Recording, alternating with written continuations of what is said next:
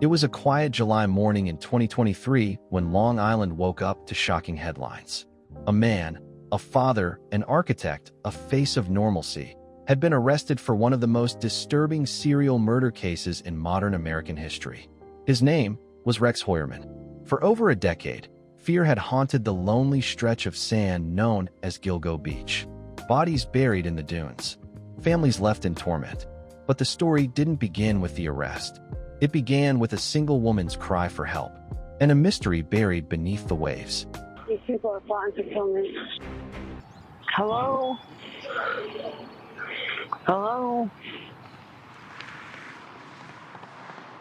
Between 2007 and 2010, several women vanished from the New York City and Long Island area.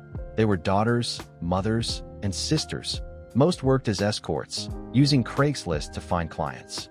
Their disappearances were barely noticed at first. In a world that often ignores women who live on society's edge, their stories slipped through the cracks. Then came May 1st, 2010. A young woman named Shannan Gilbert, terrified and disoriented, called 911 from a gated community near Oak Beach. She screamed that someone was after her. State police. Yeah, there's somebody after me. These people are plotting to kill me.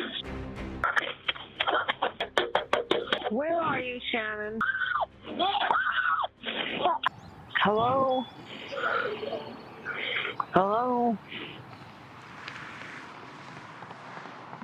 For 22 agonizing minutes, dispatchers listened to her pleas. She ran door to door begging for help. But when police arrived, Shannan was gone. That single call would unravel a decade-long nightmare no one was ready for. In December 2010, while searching for Shannan, officers stumbled upon something unimaginable. Along a 500-meter stretch of Ocean Parkway, they found human remains. One body, then another, then another.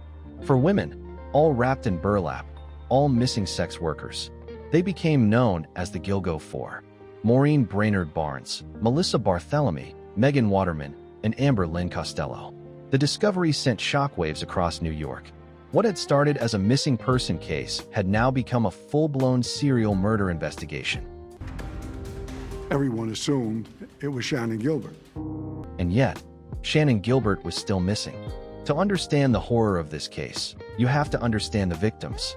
These women weren't statistics. They were human beings with dreams, laughter, and people who loved them. But because they were escorts, their lives didn't receive the urgency others might have. Police hesitated. The media barely noticed. Families begged for help, often told their daughters would come back soon. It's a pattern seen too many times. When the vulnerable vanish, justice moves slower. There was a lack of interest because of who they were, who the victims were. I hope not, because that's the worst kind of discrimination there is for a dead body. People just don't really look at them as just regular humans like the rest of us. When other women go missing, especially white women in this country, they are often looked at first. You know, they are blasted all over the news. When you are in an oppressed group, I feel like they are going to get pushed down more than if they were just that typical blonde hair, blue eyes, lawyer, teacher, nurse. No matter what her job was, she was a person and she needs justice. The detectives came to my house and just said that Maureen has been positively identified as one of the victims on Ocean. She was an amazing person, she really was. It just didn't happen to the girls. I mean, it just destroyed all of our families. One mother later said, "If my daughter hadn't been in that line of work, they'd have searched for her sooner." The Gilgo Beach murders weren't just about one killer. They revealed a system that failed those it should protect. Months passed, and Shannan's family refused to stop searching. In December 2011, 18 months after her disappearance, police finally found her body in a nearby marsh. The discovery reignited the debate. Was Shannan another victim of the Gilgo Beach killer, or something else entirely?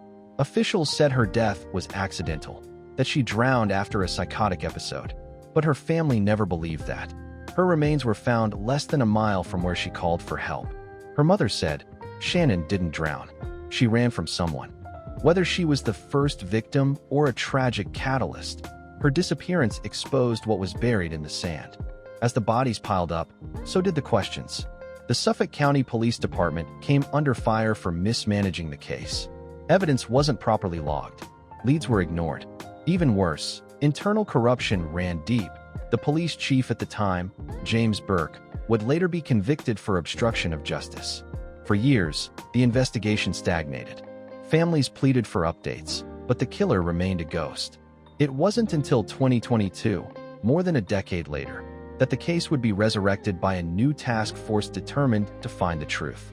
The new task force began by revisiting old evidence, overlooked phone records, forgotten witness statements. One small clue stood out. A witness remembered a green Chevrolet Avalanche near where Amber Costello was last seen. That single lead pointed to a man living just miles away in Massapequa Park. An architect, a husband, a father of two. His name, Rex Heuermann. I'm an architect, I'm an architectural consultant, I'm a troubleshooter. Investigators dug deeper. They found burner phones linking to the victims. DNA from a discarded pizza crust matched hair found on the victim's remains. It was the break they'd been waiting for. In July 2023, police swarmed his home. Rex Heuermann was arrested and charged with the murders of the Gilgo Four. Neighbors described him as quiet, polite, maybe a little odd. He was big enough that if he got upset and started swinging, he would hurt somebody. But he never did. He lived in a modest home with his wife and two children. But behind that ordinary facade, investigators allege, lived a man capable of unimaginable cruelty. His online searches were chilling, violent fantasies, maps of burial sites, and escort listings. For over a decade, he blended into everyday life, while police chased shadows. When the arrest was announced, some families wept. Others felt only anger, because for many, justice had come too late. Years of being ignored. Years of being treated as if their daughters' lives mattered less. And even now, questions remain. Was Heuermann the only killer? Were others involved? The answers may take years, but the families refuse to be silent again. Before we hung up, I always said, I love you, be careful. I said, you know, if you get in trouble, it's not like you're right around the block. I said, it's going to take me 7 hours to get to you. She loved her daughter so much. She was just very kind-hearted, you know. She made mistakes, who doesn't? She didn't deserve this. Nobody deserves this. The Gilgo Beach case is more than a crime story. It's a reflection of how society measures worth. The forgotten, the stigmatized, the judged, their stories often die in silence. But the family's persistence and the eventual arrest forced the world to listen. Behind every headline labeled escort was a woman with a name and a voice that deserved to be heard. I've gotten to know the families and I'm inspired by them and I'm impressed by their patience.